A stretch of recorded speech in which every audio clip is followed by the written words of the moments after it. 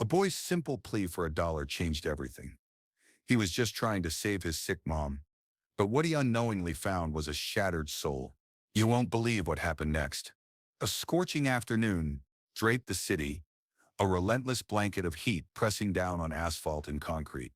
Pedestrians hurried by, their faces hidden behind sunglasses and earbuds, as if avoiding any flicker of human connection. But on a bustling downtown corner, a small figure stood out, a boy perhaps 10 years old, in clothes far too big, his hands already smudged from countless attempts. Just one spray bottle, one worn rag, and one unwavering hope. He didn't shout, didn't plead, just approached idling cars. His voice a soft murmur barely audible over the traffic. "Excuse me, sir. Could I wash your car for $1?" Most drivers waved him away. Some instinctively locked their doors, and one even cursed him, as if his mere question was an offense. Yet, young Leo Maxwell never flinched. No tears, no sighs, just a quiet, determined stride to the next vehicle. His shoulders were back, his gaze steady, a silent fire burning within him that few noticed beneath the dirt on his face or the holes in his worn shoes. Anyone might mistake him for a young man running his own enterprise, not a child with nowhere to go once twilight fell. Every dollar he earned was a lifeline. It meant another bus fare, another meager lunch, perhaps even another dose of medicine if he saved enough. This wasn't about him. It was all for her. Every single cent was for his mom, Sarah, who hadn't opened her eyes in 3 agonizing days. The midday traffic crawled like thick syrup when a sleek black Tesla glided to a stop at the intersection.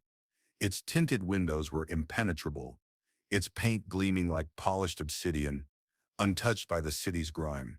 Inside sat Mr. Sterling, a name synonymous with billions, a titan of industry, yet he was a ghost of a man, a widower aimlessly driving, a daily ritual to forget. The world hailed him as the visionary behind the colossal Greenfront project, but no one knew the man within the luxury car hadn't truly lived since the accident, since the horrific crash that had stolen his wife and his only son, Daniel, since the vibrant laughter in his home had vanished, replaced by an echoing silence. As his car eased to a halt, the boy approached.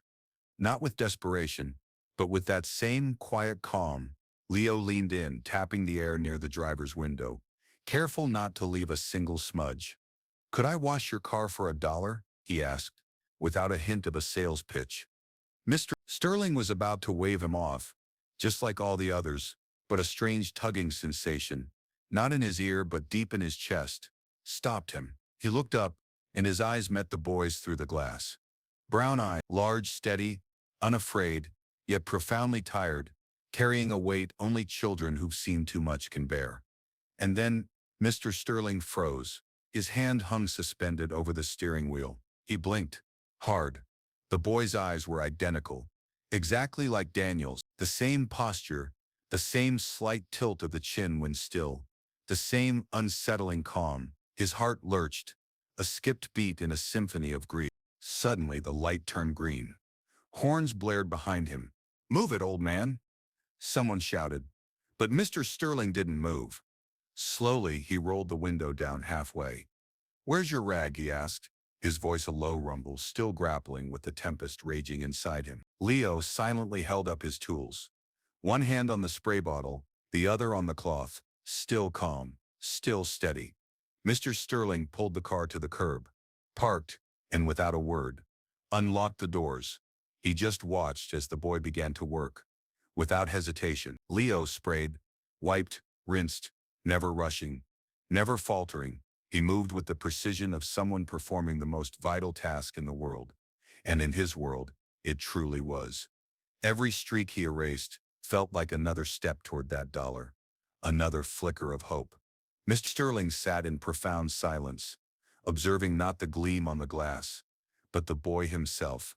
Every motion, every breath, every fleeting moment, something long dormant was stirring within him, something he hadn't felt in years. It wasn't pity or even charity. It was recognition. Later that day, Mr. Sterling found himself pacing his penthouse. The glass walls offered $1 million view, but he saw nothing. The untouched whiskey in his hand felt heavy, yet offered no solace. The boy's face haunted him. So he did the unthinkable. He went back. Back to that bustling corner, alone, without his driver or his assistants.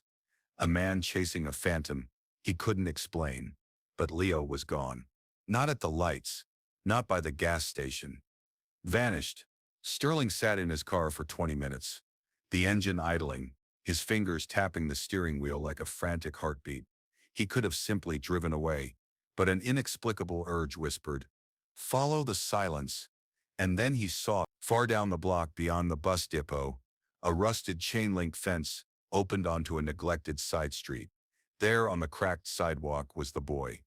Leo walked with a quiet purpose, oblivious to the Tesla creeping behind him. He rounded a corner, crossed the street, and slipped into the side entrance of County General Hospital. Old, underfunded, barely clinging to existence. Mr. Sterling parked, stepped out, and followed. No plan, just an irresistible pull. He entered through the same quiet side door, unnoticed, and walked down the hall, maintaining his distance. And then he saw him. Leo was seated beside a hospital bed. In it, a woman in her mid-30s, her skin pale, an oxygen tube gently resting in her nose. Still, Leo held her hand, not speaking much. Just sitting, his eyes fixed, his back straight. Then he reached into his pocket and carefully pulled out a folded piece of paper. He opened it and began to read softly. Not a children's book, not a comic. These were medical instructions. Drug names, dosages, complex terms most adults couldn't even pronounce. He explained them to her, as if he'd done it 100 times, as if he truly understood. He dabbed her forehead with a wet cloth, adjusted her blanket, and tucked the paper away. Mr. Sterling's throat tightened. The boy wasn't just hustling for $1. He was holding up an entire world for someone who could no longer stand. A nurse entered, giving Leo a gentle nod, whispering something. He nodded back, stood, kissed his mother's forehead, and began to leave. Mr. Sterling turned swiftly, not wanting to be seen, slipping behind a vending machine, his heart pounding as if he'd committed a crime. But all he'd done was see what the world had overlooked. He saw who the boy truly was. Not a street urchin, not a problem, but a devoted son fighting every single day for one more precious moment with his mother. As Mr. Sterling stood there, something deep within his chest cracked open. It wasn't mere admiration, nor was it guilt. It was a profound recognition. He had stood at that very same bedside years ago, after the accident. Except his Daniel never woke up. His beloved wife never made it to surgery. He had lost everything, and this boy was fighting with every fiber of his being, not to. That night, Mr. Sterling sat in the oppressive darkness of his penthouse. Not just physically, but emotionally. Lights off, curtains drawn, an untouched glass of whiskey chilling in his hand. His mind wasn't in the opulent room. It was back in that ICU hallway 5 years prior. Daniel, his son, had been just 10. A joyous whirlwind, always building contraptions from scraps, always asking questions that made grown men pause. Daniel used to wait outside his office too, eager to work like Dad. And when the car crash ripped them both away in a single brutal breath of twisted metal and shattered glass, Mr. Sterling didn't just lose his family. He lost himself. He remembered how Daniel held his mom's hand when she was ill, how he'd read to her aloud, his young voice cracking but never faltering. And now that same calm, that same quiet fire, he'd seen it again. Not a dream, in Leo. The same posture, the same eyes, the same damn age. He wasn't imagining things. This wasn't grief conjuring ghosts. It was something else, something real. And that crushing realization finally broke him. For the first time in years he wept, not tears of guilt, not even sorrow, but tears of recognition, of a second chance he never believed he deserved. The next morning, Leo was back on his corner. Same heat, same determined question. Could I wash your car for $1? But this time, the black Tesla didn't drive past. It stopped. The window rolled down, and Mr. Sterling leaned out. No sunglasses, no emotional armor in his voice.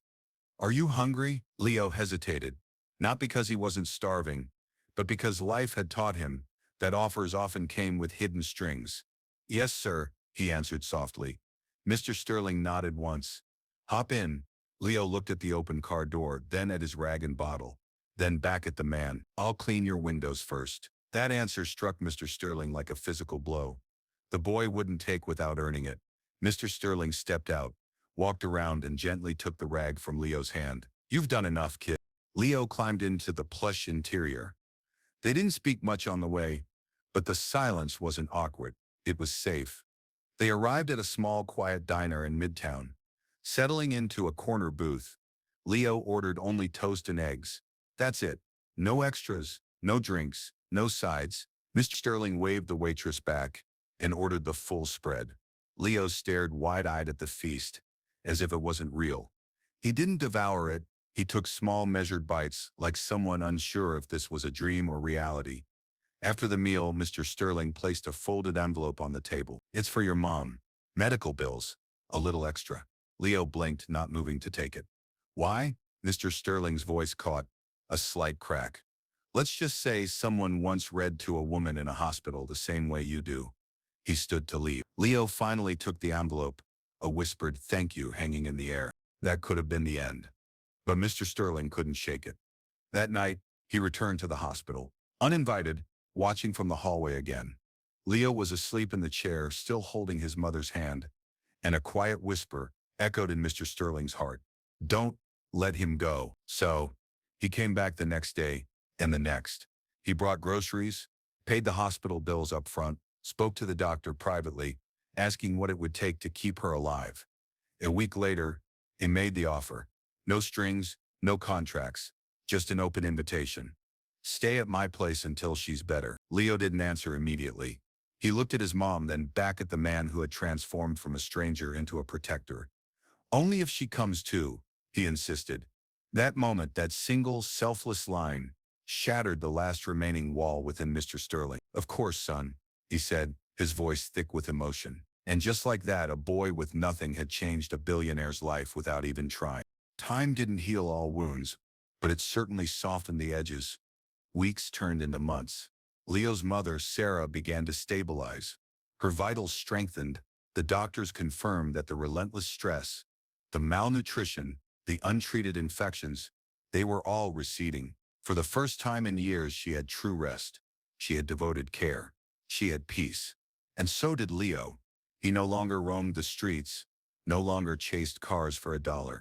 Now he woke up in a soft, real bed, in a sunlit room filled with books, school supplies, and a poster he'd chosen himself. He went to a private school, fully paid for. He tried baseball and hated it. He tried chess and loved it. Mr. Sterling, he wasn't Mr. Sterling anymore.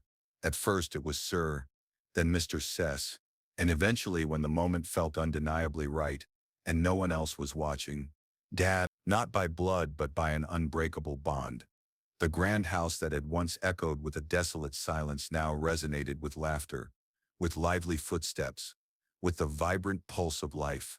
And late at night, sometimes Miss Sterling would simply sit outside Leo's room, quiet, still, overcome with gratitude, not because he had saved the boy, but because the boy had, in turn, saved him. Some voids can never be filled by money, but sometimes a single dollar can open a door no mansion ever could. And a little boy with nothing but raw dignity in his voice can rebuild a shattered heart, one act of kindness at a time.